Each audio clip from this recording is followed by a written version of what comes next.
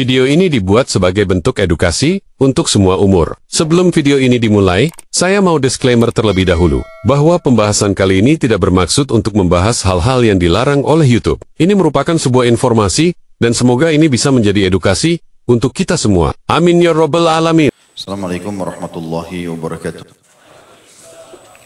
Alhamdulillah. Selalu saja puja dan puji kita panjatkan kehadirat Allah Subhanahu wa taala. Dengan penuh keyakinan Allah pasti mengetahui dan akan memberikan balasan. Juga kita panjatkan salawat dan taslim kepada utusan Sang Pencipta Allah, Nabi besar Muhammad sallallahu alaihi wasallam. Juga dengan penuh keyakinan bahwasanya Allah akan membalas satu salam itu dengan 10 kali tambahan rahmatnya. Asas agama kita ini dan setiap orang di antara kita wajib memiliki keyakinan yang kuat, dan itu keunggulan kita sebagai seorang muslim. Apapun yang telah disampaikan oleh Allah dan Rasulnya, tidak ada keraguan di dalamnya. Masuk akal atau tidak masuk akal? Sesuaikah dengan kondisi kita atau tidak sesuai dengan kondisi kita? Sesuaikah dengan adat istiadat atau tidak sesuai dengan adat istiadat? Bagi seorang muslim, kita akan yakini yang benar yang dikatakan oleh Allah dan Rasulnya, dan yang dianggap salah oleh Allah dan Rasulnya kita anggap salah walaupun benar di seluruh mata manusia. Maka ini pondasi dasar. Dan ini yang dibangun oleh Nabi SAW di generasi awal Islam, dan seterusnya akan turun-temurun dibangun di atas itu. Teman-teman sekalian, tidak boleh ada keraguan sedikit pun. Kalau mengingkari bahasan malam kita ini tentang masalah meragukan wahyu. Kalau ada orang yang mengingkari wahyu, kafir. Karena orang-orang kufur ingkar terhadap Al-Quran, ingkar terhadap risalah Nabi Muhammad SAW, ingkar tentang keberadaan Allah. Itu sudah tidak diragukan lagi. Tapi yang kita bahas malam ini, Muslim tapi masih punya keraguan. Benar gak sih? Gitu. Ragu-ragu ini jadi dosa. Tidak boleh orang ragu. Itu yang ditulis oleh Syekh Muhammad bin Wahab dalam bab ini tentunya. Makanya kita harus menggali dan mulai dari malam ini ke depannya, kita tidak bicara masa lalu, bagaimana keyakinan itu maksimal. Kalau ada persentase 100%, maka kita 100%. Saya berani bersumpah teman-teman di sini, demi Allah, sebagaimana kita ketemu di sini, demi Allah kita akan ketemu di surga. Gak ada keraguan, asal sama, iman dan amal soleh. Demi Allah ikhwani sekalian, Allah itu ada dan Dia adalah pencipta. Gak ada raja selain Allah. Semua ini langit, bumi, udara, air, tumbuh-tumbuhan, manusia, hewan-hewan, Allah lah yang menciptakannya. Allah lah yang mengawasinya. Allah maha melihat, maha mendengar. Dan demi Allah itu semua benar. Gak ada keraguan dalam masalah itu. Dan harus kita bangun di atas pondasi itu. Sehingga kita bisa sampai pada tingkat ihsan, tingkat tertinggi dalam agama kita. Islam, iman, dan ihsan. Kau menyembah Allah, kata Nabi SAW, seakan-akan kau melihatnya. Yakin Allah itu ada dan tidak boleh ragu. Banyak orang atau kita sendirian, Allah tetap mengawasi. Itu poinnya. Kemudian begitu juga teman-teman sekalian, demi Allah, di majelis kita ini ada malaikat. Demi Allah ada. Gak ada keraguan. Karena Nabi SAW bilang, tidak ada orang yang berkumpul di rumah dari salah satu rumah Allah mempelajari ayat-ayat Allah kecuali akan turun ketenangan bersama mereka. Dihadiri oleh para malaikat. Beliau mengatakan dalam hadis lain, tidak ada penuntut ilmu kecuali dinaungi oleh sayap-sayap para malaikat. Karena ridho terhadap apa yang mereka lakukan. Demi Allah itu benar ada. Dan di sini ada, walaupun tidak nampak dengan mata. Gak ada keraguan dalam masalah. Dan harus dibangun di atas pondasi itu. Demi Allah di pundak kita ada malaikat yang mencatat amal baik, amal buruk. Demi Allah ada malaikat yang meniupkan ruh di rahim perempuan. Ada juga yang mencabut ruh. Ada yang mengatur pergantian siang malam. Ada yang mengatur hujan. Ada yang mengatur segala macam hal. Demi Allah teman-teman, Al-Quran bukan perkataan manusia.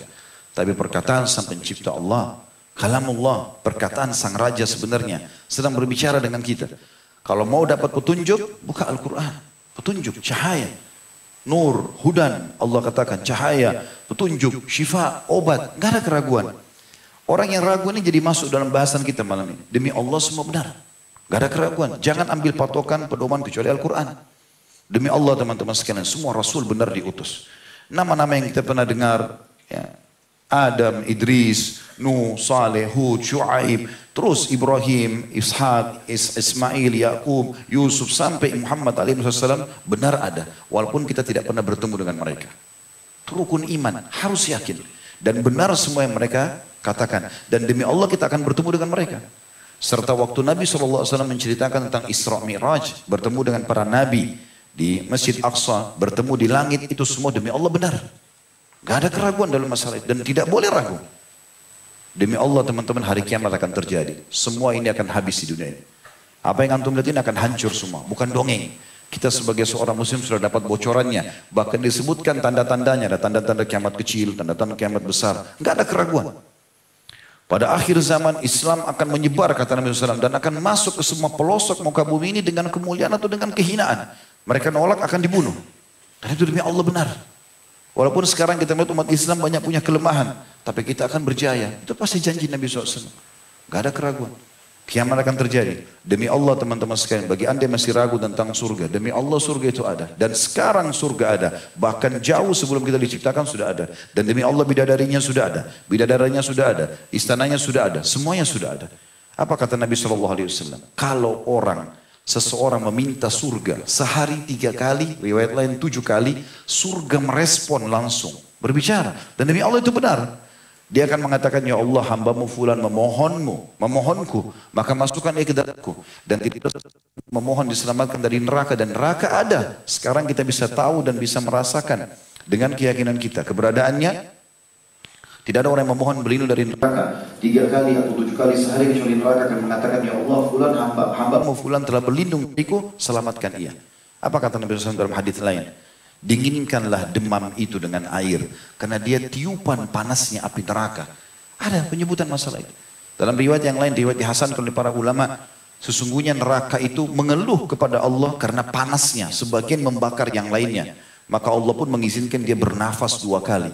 Nafas sekali, yang itu yang kalian dapatkan di musim panas yang sangat, dan yang satu lagi pada saat kalian dapatkan dingin yang sangat. Itu hembusan nafas neraka. Nampak. Itu kelihatan dan dirasakan. Itu semua benar. Karena keraguan.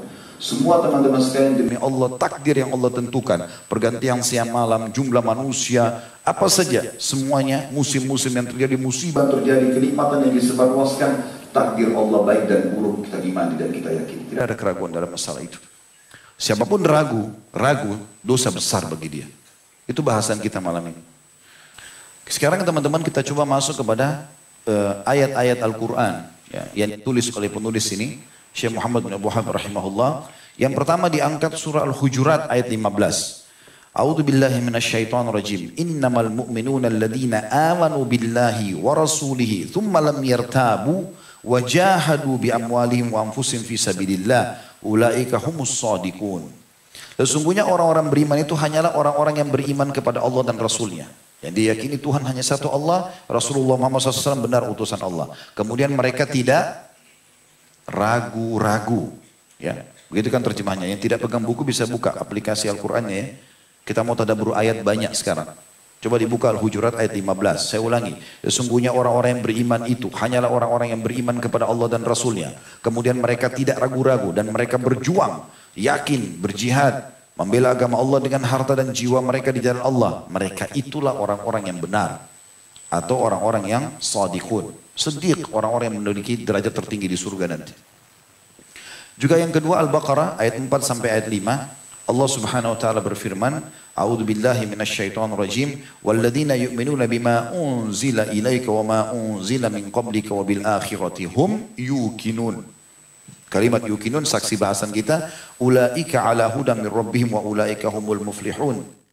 Dan orang-orang yang beriman kepada kitab Al-Quran yang diturunkan kepada Muhammad, dia yakin itu dari Allah, itu kalamullah, dia terapkan hukumnya, halal yang dihalalkan Al-Quran, haram yang diharamkan Al-Quran, dan juga mengimani kitab-kitab yang telah diturunkan sebelummu, Taurat, Injil, Taurat kepada Musa alaihissalam, Injil kepada Isa alaihissalam, Zabur kepada Nabi Daud alaihissalam.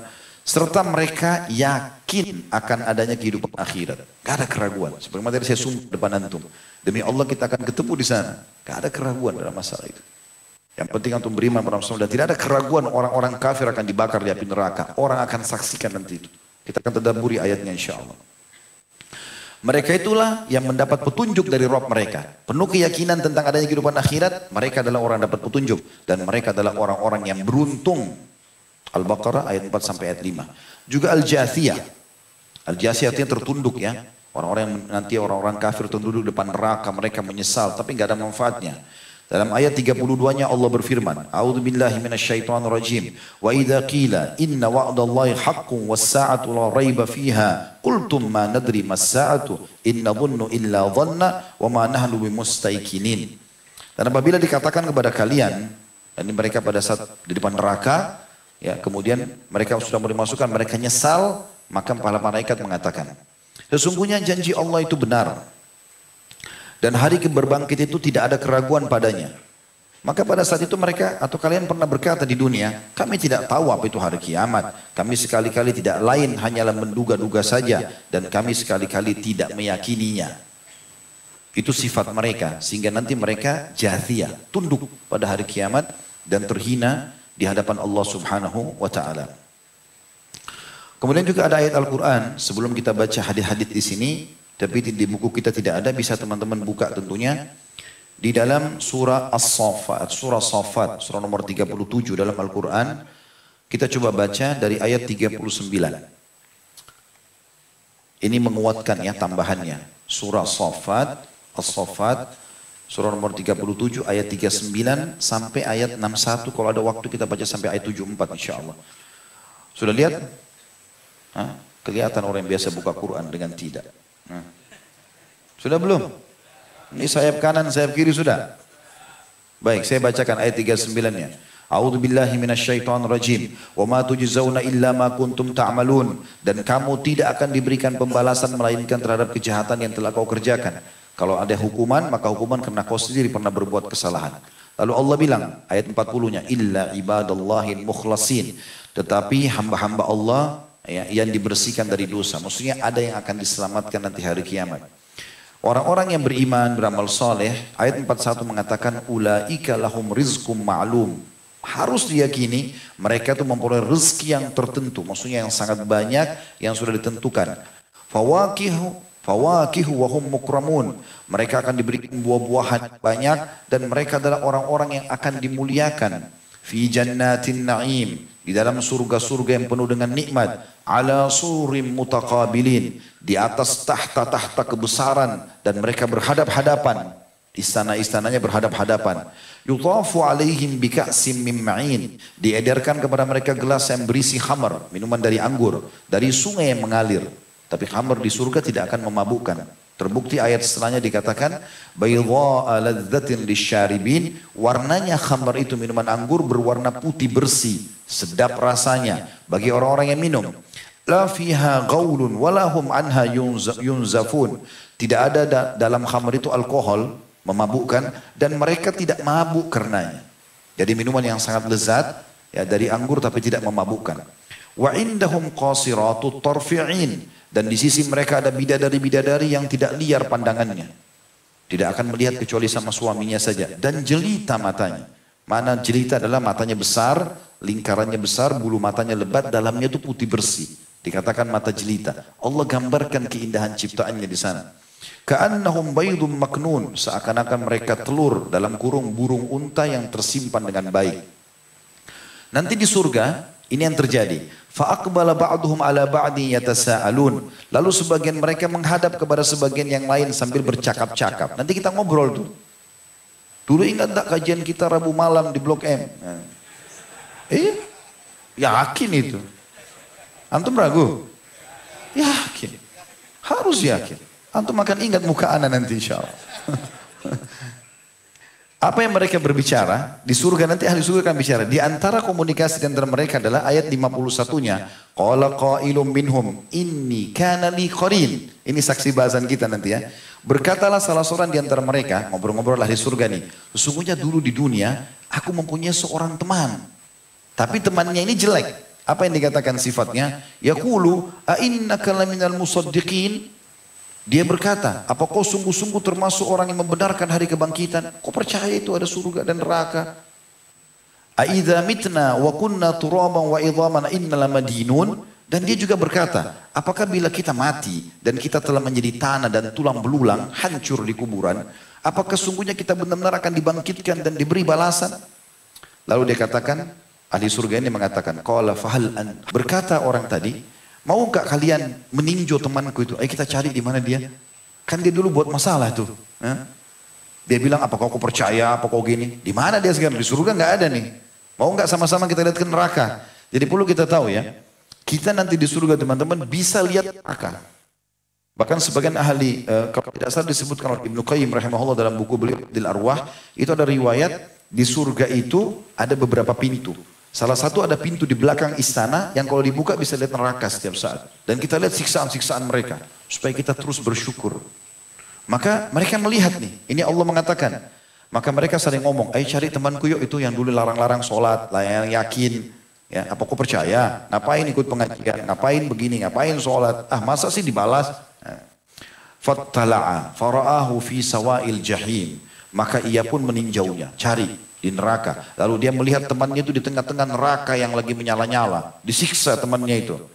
Qala, maka dia berkata, Tallahi in kita laturdin. Maka ia berkata, demi Allah, sesungguhnya kau benar-benar hampir mencelakakanku. Artinya kalau aku ikuti kau dulu tidak percaya nih, maka aku celaka sama kau, masuk neraka.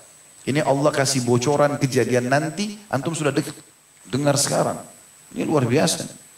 Ayat 7-nya, walaula nikmat Rabb kuntu minal muhdarin. Jikalau bukan atau tidaklah karena nikmat Tuhanku, karena keimanan Allah berikan, pasti aku termasuk orang-orang yang diseret ke neraka. Afama nahnu bimayyitin, maka apakah kita tidak akan mati illa mautatan al-ula wa ma nahnu bimu'adzabin, melainkan hanya kematian kita yang pertama saja di dunia dan kita tidak akan disiksa di akhirat nanti. Maksudnya ini termasuk perkataan yang disampaikan oleh temannya dulu di dunia. Kalau kita kan tidak mungkin mati, kalau kita mati masa gini, masa ada siksaan dan segala macam. Maka karena dia tidak ikuti temannya, kata Allah, inna hadza lahuwal fawzul azim. Sesungguhnya ini benar-benar kemenangan yang besar. Limithli hadza falyamalil amilun. Untuk kemenangan serupa inilah selamat dari neraka dengan penuh keyakinan surga akan ada.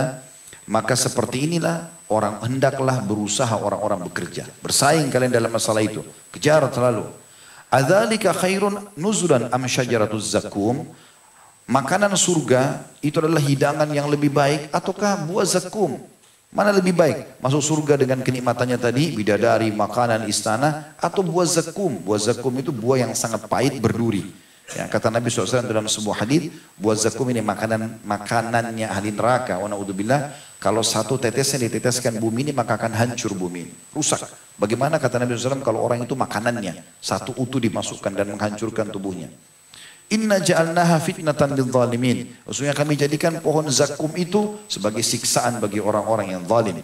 Innaha syajaratun takhruju fi aslil jahim. Maksudnya dia adalah sebatang pohon yang keluar dari dasar neraka yang menyala-nyala.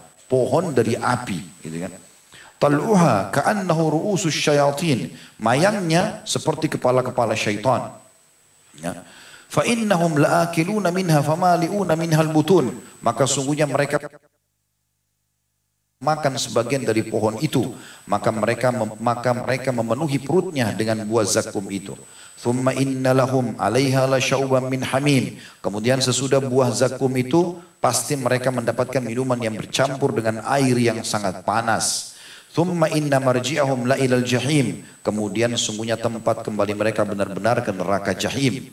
Innahum alfau aba'ahum dhallin. Karena sungguhnya mereka mendapati bapak-bapak mereka dalam keadaan sesat. Fahum ala atharihim yuhra'un. Lalu mereka sangat tergesa-gesa mengikuti jejak orang-orang tua mereka yang salah itu. Walaqad dhalla qablahum aktsarul awwalin. Dan sungguhnya telah sesat sebagian mereka, maksudnya adalah orang-orang Quraisy pada saat itu, sebagian besar dari orang-orang terdahulu. Maksudnya sudah sesat orang-orang terdahulu sembah berhala, mereka itu ikut-ikutan. Arsalna fihim mundzirin, dan sungguhnya telah kami utus pemberi peringatan atau rasul-rasul di kalangan mereka. Fandur kaifa kana akibatul mundzirin, maka perhatikanlah bagaimana kesudahan orang-orang yang diberi peringatan itu. Illa ibadallahil mukhlasin, kecuali hamba-hamba Allah yang memang dibersihkan dari dosa. Intinya tadi orang yang ahli surga melihat temannya yang larang dia percaya akhirat ditemukan di mana? Di neraka. Seperti itulah. Juga kita lihat teman-teman pindah ke surah lain, surah Qaf, surah nomor 50. Surah Qaf ini sama tadi, kurang lebih kita lebih baik baca dari awalnya, dari ayat 1-nya sampai ayat 25 ya. Saya baca dengan cepat karena waktu. A'udzubillahi minasyaitonirrajim. Qaf wal Qur'anil Majid. Qaf, demi Al-Quran yang sangat mulia. Allah memuji kitabnya dengan kata-kata mulia. Ini bukan perkataan manusia. Petunjuk dan obat untuk manusia. Baca, sibukkan diri dengan itu. Bal ajibu an ja'ahum mundhirun minhum faqala al-kafiruna hadha syai'un ajib. Mereka tidak menerima, bahkan mereka tercengang karena telah datang kepada mereka seorang pemberi peringatan dari kalangan mereka sendiri. Maksudnya Muhammad SAW dari kalangan manusia. Maka berkata orang-orang kafir, ini adalah sesuatu yang amat ajaib. Kenapa harus ada utusan Allah dari manusia? Di ayat lain mereka minta malaikat. Maka Allah menurunkan ayatnya mengatakan, kalau di muka bumi ada malaikat-malaikat yang berjalan, maka kami juga utus para malaikat. Tapi karena manusia ya manusia. Supaya mudah kita contohi. Gitu kan? Malaikat tidak makan, tidak minum. Kalau dia dari utusan Allah, datang kepada kita, kita nggak bisa contohin. Nabi Muhammad SAW manusia, mudah untuk dicontohin. Aidza mitna wa kunna turaban dzalika raj'un ba'id. Apakah kami setelah mati dan setelah menjadi tanah, kami akan dibangkitkan kembali? Keraguan mereka selalu ada dengan itu. Itu adalah suatu pengembalian yang tidak mungkin. Orang-orang kafir bilang, qad alimna ma tanqusul ardu minhum wa indana kitabun hafidh. Sesungguhnya kami telah mengetahui apa yang dihancurkan oleh bumi dari tubuh-tubuh mereka, dan pada sisi kami pun ada kitab yang memelihara atau mencatat. Bal kadzdzabu bil haqqi lamma ja'ahum fahum fi amrin marij. Sebenarnya mereka telah mendustakan kebenaran tak kala kebenaran itu datang kepada mereka, dan mereka berada dalam keadaan kacau balau. Afalam yanzuru ila as-sama'i fawqahum kaifa banainaha wa zayyanaha wa ma laha min furuj. Kalau kalian masih ragu, maka lihatlah kata Allah. Apakah mereka tidak melihat akan langit yang ada di atas kepala mereka? Bagaimana kami meninggikannya dan menghiasinya, dan langit itu tidak mempunyai retak sedikit pun. Wal arda madadnaha wa alqaina fiha rawasiya wa ambatna fiha min kulli zawjin bahij. Dan kami hamparkan bumi, tempat mereka berpijak, tempat mereka mengambil hasil, ya hasil bumi, tempat mereka bercocok tanam, tempat mereka berjalan. Dan kami hamparkan bumi dan kami letakkan padanya gunung-gunung yang kokoh, dan kami tumbuhkan padanya segala macam tanaman yang indah dipandang oleh mata. Belum yakin juga, Allah masih bilang, ya, tabsiratan wa dzikra likulli abdin munib, untuk menjadi pelajaran dan peringatan bagi tiap-tiap hamba yang ingin mengingat Allah. Wa nazzalna minas sama'i ma'an mubarakan fa ambatna bihi jannatin wa habbal hasid. Dan kami turunkan dari langit air yang banyak manfaatnya, air hujan. Depan mata kita sering lihat, apalagi sekarang lagi musim hujan, kita bisa lihat siapa yang tuangkan air. Keran di kamar mandi bisa jalan sendiri tanpa ada yang nyalakan? Gak mungkin. Itu pasti ada yang mengaturnya, kadar airnya, kapan dia mulai hujan, kapan dia berhenti, dan seterusnya. Allah mengatakan kami yang turunkan itu dari langit, dan banyak manfaatnya. Lalu kami tumbuhkan dengan air hujan itu pohon-pohon dan biji-biji tanaman yang diketam. Wan nakhla basiqatin laha tal'un nadid, dan pohon kurma yang tinggi-tinggi dan mempunyai mayang yang bersusun-susun. Jadi kalau makan kurma jangan cuma makan, lihat siapa yang buat kulitnya itu, warnanya, rasanya, bijinya, dan tidak pernah habis. Dari mana itu? Rizqan lil ibad wa ahyayna bihi baldatan maitan kadzalikal khuruj. Untuk menjadi rezeki bagi hamba-hamba kami. Mereka boleh makan, nikmati. Dan kami hidupkan dengan air hujan itu tanah yang sudah mati, kering. Allah turunkan hujan sejenak, tiba-tiba jadi tumbuh. Seperti itulah terjadi kebangkitan nanti hari kiamat. Kadzabat qablahum qaumun Nuh wa ashabur rass wa thamud. Kalau kalian masih mendustakan, ingat sebelum mereka, sebelum kalian telah mendustakan pula kaumnya Nuh, lalu kami binasakan penduduk Ras dan Thamud, ya, wilayah-wilayah kaumnya Nabi Saleh. Wa Ad wa Fir'aun wa ikhwanu Lut, dan kaum Ad, kaumnya Nabi Hud, kaum Fir'aun, kaumnya Nabi Musa, dan kaum Lut, kaumnya Nabi Lut. Wa ashabul aikati wa qaumu Tubba, kullun kadzdzaba ar-rusula fa haqqal wa'id, dan penduduk Aika serta kaum Tubba. Aika sebagian ulama mengatakan dia adalah wilayah Nabi Saleh tadi, ya. Kaum satu kaum Syuaib, maaf, kaum Syuaib, Nabi Syuaib. Kemudian Tubba adalah masyarakat Yaman. Kaum Tubba di sini dengan masyarakat Yaman waktu Allah hancurkan bendungan mereka karena mereka kufur terhadap risalah para nabi. Semua telah mendustakan rasul-rasul, maka sudah semestinya mereka mendapat hukuman yang sudah diancamkan.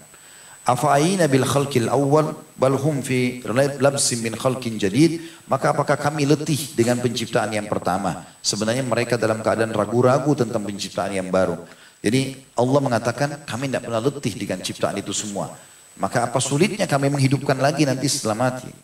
Walaqad khalaqnal insana wa na'lamu ma tuwassisu bihi nafsu wa nahnu aqrabu ilaihi min hablil warid. Dan sungguhnya kami telah menciptakan manusia dan mengetahui apa yang dibisikkan oleh hatinya, dan kami lebih dekat kepadanya daripada urat lehernya sendiri. Idh yatalaqqal mutalaqiyani 'anil yamini wa 'anil shimali qa'id, yaitu ketika dua malaikat mencatat amal perbuatannya, kanan dan kiri, amal baik, amal buruk. Seseorang duduk di sebelah kanannya dan yang lain duduk di sebelah kirinya. Ma yalfidhu min qaulin illa ladaihi raqibun atid. Tidak ada suatu ucapan pun yang diucapkannya melainkan ada di dekatnya malaikat pengawas yang selalu hadir. Ini tertanam sekali di diri para sahabat, luar biasa. Makanya Utsman bin Affan sampai dianggap ya malaikat malu pada dia karena dia selalu tahu malaikat ada dan dia malu pun. Sampai tidak melihat auratnya sendiri dan seterusnya. Lalu Allah ceritakan, waja'at sakratul mauti bil haqq. Dzalika ma kunta minhu tahid, dan datanglah sakaratul maut dengan sebenar-benarnya. Kau pasti akan mati, sekampan, secantik, sekaya, sepintar apapun kamu, pasti akan mati. Itulah yang kamu selalu lari daripadanya. Kalau kalian mampu coba tolak mati itu. Wa nufikha fis sur, dzalika yaumul wa'id, dan akan ditiup juga sangkakala terjadi kiamat. Itulah hari terlaksananya ancaman-ancaman. Wajahat kullu nafsin ma'aha sa'iqun wa syahid, dan datanglah tiap-tiap diri bersamanya atau bersama dengan dia seorang malaikat penggiring dan seorang malaikat penyaksi. Jadi nanti hari kiamat kita datang, ada malaikat kiri kanan juga akan mendampingi. Satu khusus untuk menggiring dia. Jadi kayak orang digiring, dijaga, dia nggak bisa kemana-mana. Dan yang satu lagi khusus jadi saksi. Memang dia saksikan semua perbuatannya. Memang orang ini lakukan, baik atau buruk. Laqad kunta fi ghaflatin min hadza fakashafna 'anka ghita'aka fabasaruka al-yawma hadid. Sesungguhnya kamu berada dalam keadaan lalai dalam hal ini. Maka kami sikapkan daripadamu tutup yang menutupi matamu, maka penglihatanmu pada hari ini amat tajam. Maksudnya hari ini kau lihat semua nih. Selama ini kau cuma dengar, kau anggap itu teori ada surga dan neraka, ini sekarang depan mata kau lihat. Wa qala qarinu hadza ma ladayya atid. Dan yang menyertai dia berkata, inilah catatan amalnya yang tersedia pada sisiku. Maksudnya malaikatnya bilang, ini bukti-buktinya atas semua perbuatannya. Alqiya fi jahannama kulla kafarin anid. Allah berfirman, lemparkan olehmu berdua, malaikat ini, ke dalam neraka semua orang yang sangat ingkar dan keras kepala. Manna'in lil khairi mu'tadin murib. Ini saksi bahasan kita kalimat terakhir, murib. Saksi bahasan kita yang sangat menghalang-halangi kebaikan. Setiap didakwahi tidak mau dengar, disampaikan disuruh buat baik tidak mau, disuruh tobat tidak mau, melanggar batas lagi ragu-ragu. Benar gak sih? Gak ada. Ah masa gitu-gitu ya. Ternyata ini penyebab masuknya ke dalam api neraka. Tentu kalau kita lanjutkan ini cukup panjang ya. Tentang berhubungan masalah hukuman-hukuman yang ada pada hari kiamat, tapi kita ingin titik beratkan kepada saksi bahasan kita. Baik, kita kembali ke buku. Sekarang kita baca hadis Nabi alaihi salatu wassalam berhubungan dengan masalah ini. Dikatakan lanjutannya oleh beliau, dulu Mu'adz bin Jabal radhiyallahu anhu berkata dalam majlisnya setiap hari, jarang sekali dia melewatkannya, Allahu hakamun qistun wa halakal murtabun. Allah itu hakim yang adil. Dia ada, dia pasti menghakimi hamba-hambanya. Siapapun berbuat baik akan diberikan, siapapun yang berbuat jahat akan dihukum. Dan binasalah orang-orang yang ragu. Ragu dengan ini semua, dia binasa. Beruntunglah orang yang yakin maksudnya. Karena dia yakin, maka dia selamat. Dan ini disebutkan oleh Abu Dawud nomor 4611 dan disahihkan oleh Albani dalam Sahih Abu Dawud nomor 3855. Juga Abdullah bin Mas'ud radhiyallahu anhu berkata, inna minal yakini alla turdi ahadun bisakhatillah wa la tahmada ahadan ala ma ataqallah wa la taluma ahadan ala ma yu'tikallah wa inna allaha bi'ilmihi wa qistihi ja'ala ar-ruha wal faraha fil yakin wa ja'ala al-hamma wal huzna fil syakki was sakhat wa inna rizqallahi la yajurruhu hirsu harisin wa la yarudduhu karahiyatu karih. Sesungguhnya termasuk keyakinan yang harus ada pada setiap muslim dan muslimah, engkau tidak membuat ridho seseorang dengan kemurkaan Allah. Maksudnya jangan sampai karena Allah haramkan, tapi karena kau tidak enak sama orang, maka akhirnya kau pun meninggalkan atau melanggar itu. Engkau tidak memuji seseorang, termasuk keyakinan, engkau tidak memuji seseorang atas perkara yang telah Allah datangkan kepadamu. Maksudnya kalaupun kau dibantu oleh orang, kau yakin itu Allah yang datangkan, bukan dia. Dia cuma digerakkan saja. Itu termasuk keyakinan. Dan engkau tidak mencela seseorang atas perkara yang telah Allah berikan kepadamu. Kalaupun misalnya kau dapat pendapatan lebih sedikit, atau ada orang yang menipumu sehingga dia pergi, kau tidak mencelanya. Karena itu pun bergerak dengan keputusan Allah Subhanahu wa taala. Itu keyakinan. Jadi Allah pasti punya hikmah-hikmah kenapa itu terjadi. Sesungguhnya Allah dengan ilmu dan keadilannya menjadikan kelapangan dan kegembiraan dalam keyakinan atau al-yakin. Siapa yang yakin, dia akan tenang. Anda semua tahu. Dengan keyakinan pun kita tahu teman-teman, masalah apapun kita hadapi dengan manusia di muka bumi ini, atau ada masalah-masalah pribadi kayak penyakit gak sembuh, utang belum lunas, segala macam, itu semua sebenarnya kasusnya karena Allah sedang menegur kita agar kembali kepadanya. Sederhana, wudu, sholat 2 rakaat, istighfar kepada Allah, tawakal setelah itu. Coba perbaikin, Allah akan berikan jalan keluar. Jadi kesedihan dan kegundahan pasti terjadi dalam keraguan dan juga kemarahan. Sesungguhnya rezeki Allah tidak akan bisa ditarik oleh kesungguhan orang-orang yang keras, tetap yang datang adalah yang sudah Allah tentukan. Keyakinan seorang muslim, mutlak. Dan tidak akan bisa ditolak oleh kebencian orang yang tidak suka. Kalau sudah sampai memang dasar dan sampai ke antum rezeki itu, biar satu dunia tidak suka, antum akan dapat rezeki. Tidak ada keraguan dalam masalah itu. Lalu Umar berkata pada hari Al-Hudaybiyah, fa'amiltu lidzalika amala. Aku melakukan amal-amalanku untuk itu, maksudnya untuk keyakinanku. Karena aku yakin semua akan diberikan. Dan ini ada kisah sendiri berhubungan dengan Umar ya. Saya akan sampaikan dalam penutupan insyaAllah. Dan tentangnya ada makna juga sabda Nabi SAW. Dzaka ta'mal imani man radiya billahi rabba wa bil islami dina wa bi muhammadir rasula. Akhrajahu Muslim wa an Abbas radhiyallahu anhu mithluh. Terasakan manisnya iman orang yang ridho Allah sebagai Rabbnya, semua keputusan Allah dia yakin dan ini semua Allah yang mengaturnya dengan hikmahnya. Islam dijadikan sebagai agama yang dia berjuang untuknya. Tadi kisah Abdullah bin Hudzaifah radhiyallahu anhu dan seterusnya. Dan Muhammad adalah benar-benar utusan Allah yang wajib dia ikuti dan patuhi. Kita tutup teman-teman sekalian dengan bagaimana kisah Umar radhiyallahu anhu. Saya akan tutup teman-teman sekalian kisah bagaimana keyakinan Umar bin Khattab radhiyallahu anhu. Ini sangat banyak sebenarnya kisahnya, tapi diantaranya kisah ini. Pernah ada satu orang ditugaskan oleh Umar bin Khattab menjadi penjaga Baitul Mal. Namanya Mu'aikib. Mu'aikib ini orang yang jujur. Umar tidak akan pernah tunjuk radhiyallahu anhu kecuali orang yang terpercaya gitu. Mu'aikib ini waktu Umar sifatnya itu kalau Baitul Mal sudah penuh langsung dibagi rata dihabisin. Umar bin Khattab tidak mau tidur radhiyallahu anhu kecuali Baitul Mal sudah kosong. Besok urusan besok, pendapatan datang besok dibagi lagi, gitu kan? Intinya selalu dihabiskan, karena itu amanah.